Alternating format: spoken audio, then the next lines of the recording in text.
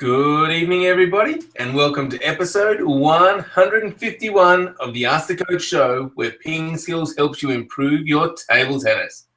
151 is a palindromic prime and is the De La Salle High School football team's national record game winning streak from 1992 to 2004, 151 games in a row. How impressive is that? In today's show, we'll discuss the Pacific Games and World University Games. In the questions, we'll talk about weight transfer with the pendulum serve, playing against Timo Boll, how long the plastic balls will remain, and what it means to link your training with your matches. I'm Jeff Plum, and as always, Super Coach Alois Rosario is here with me to answer your questions. Welcome, Alois. Thank you, Jeffrey. And I'm not sure how the internet is today, but it sounded a little bit crackly. Let's hope that we get through this. Yes, interesting show coming up, and yeah, just a little bit of discussion on the two events, not part of the World Tour, but they're table tennis events nonetheless. The Pacific Games and the World University Games, and I think it's really good to just explore these types of events because they're outside of the mainstream events, but it just shows you how broad and how good table tennis is, and how far and wide the game's played. The Pacific Games is an event that mainly involves some of the smaller Pacific countries. So we've got countries like Tuvalu and Vanuatu and yeah, all Fiji and those sort of countries, and it really gives them the opportunity to participate in a major game. So they have it's a multi-sport event, and table tennis is part of that. And then there's also the World University Games as well. So, and that's a very high level event. So there's a lot of top line players from world table tennis in that, but in a completely different setting, you know, representing their country in the university situation. So table tennis is just so broad and wide around the world. Yeah, it certainly is, Alois, and yeah, it's good to see the diversity in table tennis, isn't it? Yeah, it's diversity, and it's just how broad it really is. You know, like it's just literally played everywhere. Such a great game. Oh, but we're preaching to the converted, Jeffrey. We are indeed, yes. So let's talk about, Alois, yesterday's PingSkills question of the day, which was an early prediction on who will win the Olympic Games in 2016. Yeah, interesting one. Not a lot of people wanting to make that prediction, I don't think. But for me, you know, gee, it's hard to go past Ma Long now, isn't it? But you know, there's Zhu in. What about Zheng Ke? Is he still going to be around? For me, he's hard to go past Ma Long. But you know what? I'm going to go with Fan Dong.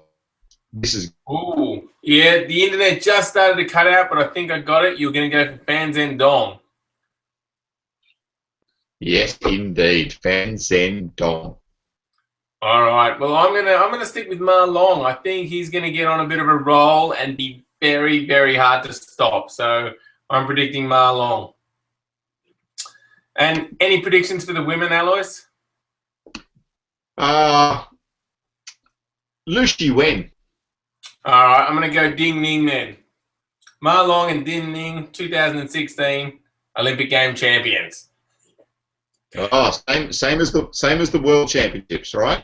Absolutely, back to back. I know it sounds hard, but I reckon I can do it.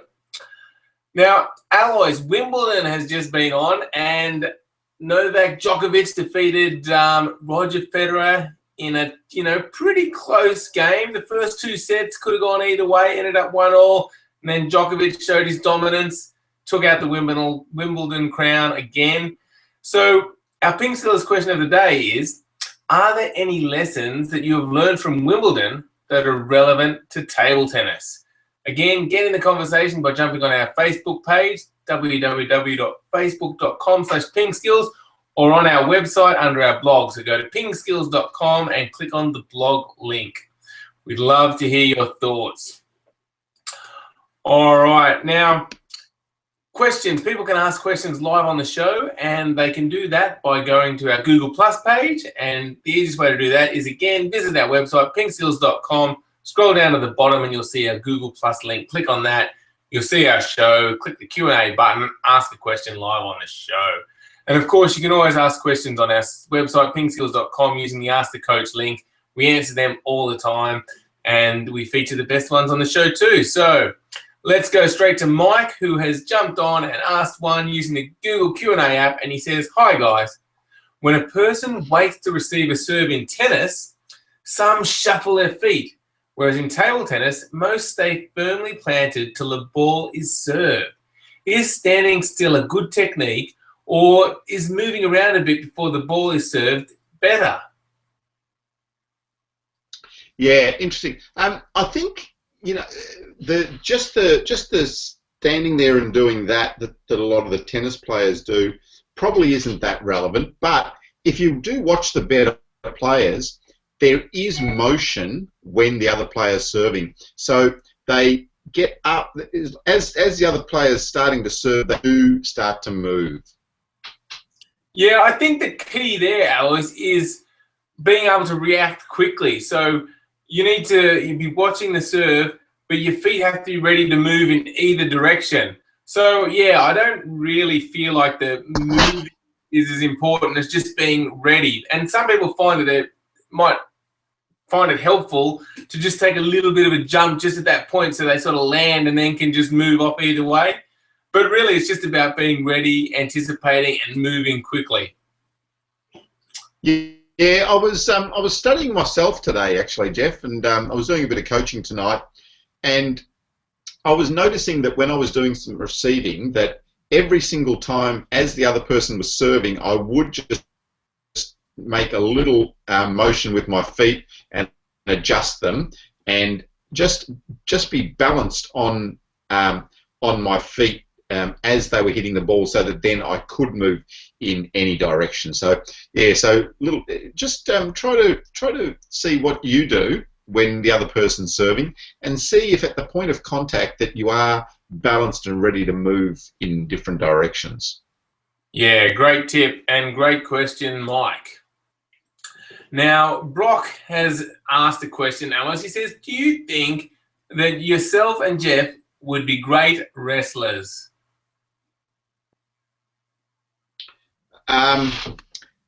No.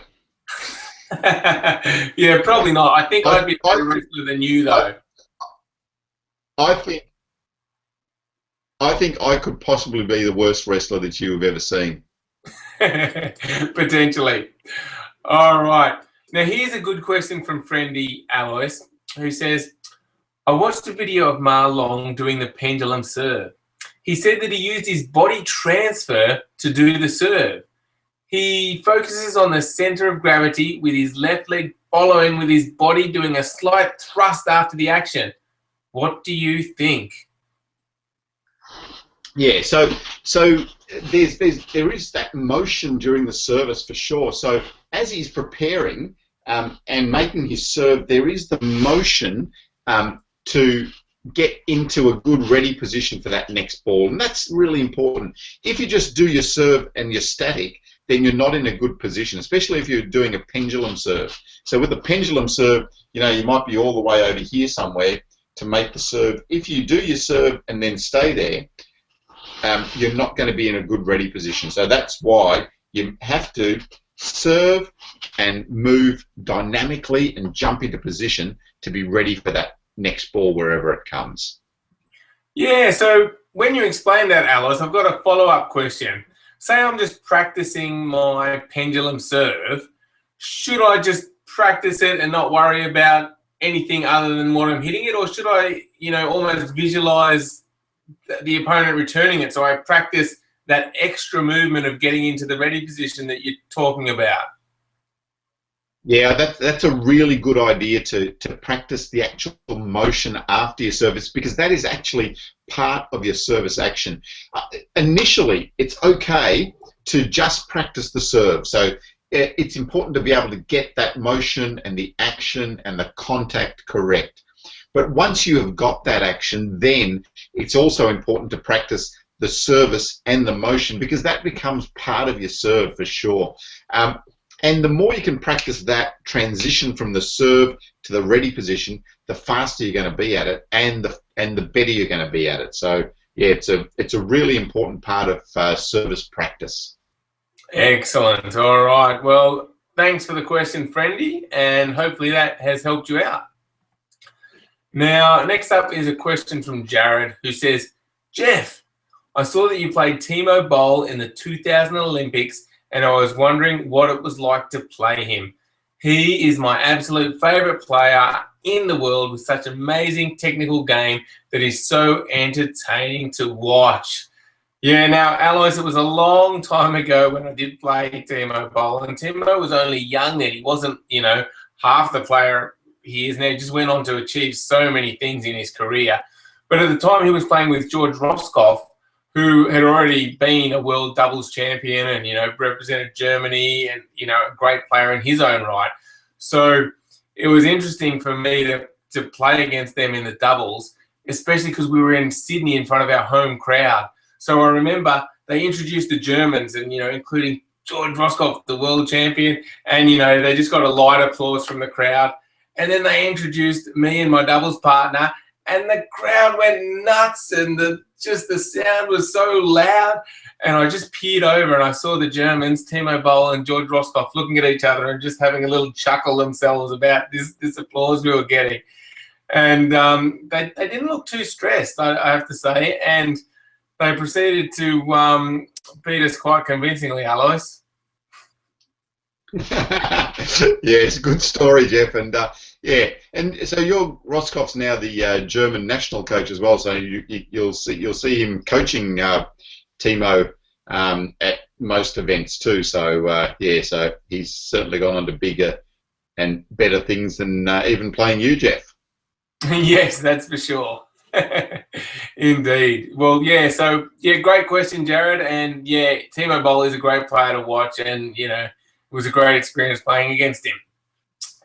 Now, Pascale has said, Alois, he says, I am training in a camp in Canada for 2 weeks, 4 times a day. We only use plastic balls. The coach says celluloid balls will not exist pretty soon. Is that true? I think probably fairly close to the mark, because I think once the plastic balls manufacturing becomes better. I think. Oh, you're just cutting out a bit there, Alice. I think I can paraphrase for people. I think what Alice has said is, once the manufacturing of the plastic balls get better, there'll be no need to make the celluloid balls. I think part of the reason that they were giving for switching was that the manufacturing process for celluloid balls might have been a bit dangerous, and then, the celluloid balls themselves were flammable. So I think that they might still make some celluloid ones now while they're still perfecting the plastic ones, but once the plastic ones are a little bit better and everyone's happy with them, I don't think you'll see any more celluloid ones. And the fact is that, the table tennis rules are now saying we're going to be using plastic balls, so I think it's the end for the celluloid balls pretty soon. So thanks for the question. Yeah, oh, yes, Alois? Yeah, so at the moment, the rule says it can be either. But yeah, I mean, once all the tournaments are played, the plastic manufacturers manufacturing much anymore, so I think they'll just fade away. Yep, indeed. All right. Now, Brock has asked Alois, no facts today, Alois. Oh, yes. So, sorry, thank you for a reminder, Brock. On this day, world history. The Live Aid concert in 1985 raised in excess of $150 million for famine relief in Africa. Now, that is good. Not to mention that in 1995, the spacecraft Galileo releases a probe to penetrate and take measurements of Jupiter's atmosphere. They are good facts, aren't they, Jeff? Wow, 2 facts. So Live Aid, the concert was on this day in history in 1985. 1985, raising in excess of 150 million. 150 million raised. Then organised by Bob Geldof, is that correct? Correct, that's fun. There you go. Well, that's interesting. So does that mean today's the 30-year anniversary? Indeed, 30 years. See how I brought that back to numbers? All right. Next up, question from Carl, who says, I'm told by my coaches that I need to link my training to my matches and apply everything I learn. This confuses me because obviously if I train on my forehand topspin, it's simply going to be better in matches. So what does it actually mean? This is a good one, Carl. So you're right. So if you improve your forehand topspin, when you use it in the match, it should be better, right? But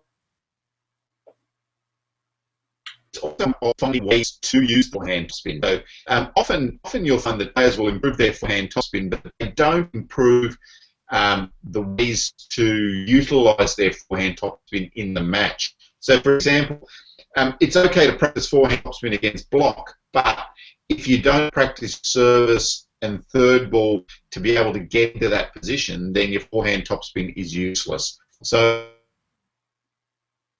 it's practicing ways and strategies around utilising the things that you're practicing, and that's a really important part. So in our training drills and our training plans, we give you some match drills, what we call match drills, and the match drills are the drills that start to utilise the skills that you've learnt into a match type situation. So so that's what your coaches are meaning there. Okay, so I guess, linking is kind of maybe just a word they use to explain that, but really what you're saying is that it's okay to practice strokes in isolation, but to use things in a match, you need to practice them almost like it's a match. So what you're talking about, those match drills, is, using your serve and using your push and trying to get into playing your forehand topspin. So it's really just almost, making your game, your practice more match-like. Yeah, exactly. Yep, well put. Great. All right. Well, that's it. That's a good question, Carl. Hopefully that helps you out. And let us know if it does. All right. That wraps up episode 151 of the Ask the Coach show. Thanks, everybody, for watching. Make sure you check out our website, PingSkills.com. We have lots of great information on there to help you improve your table tennis. And we have a free newsletter. So if you haven't signed up for that, go there right now and sign up for our free newsletter. We'll send out free tips every week. And thank you, Alois, for all your words of wisdom. See you, everybody. Catch you tomorrow. Bye.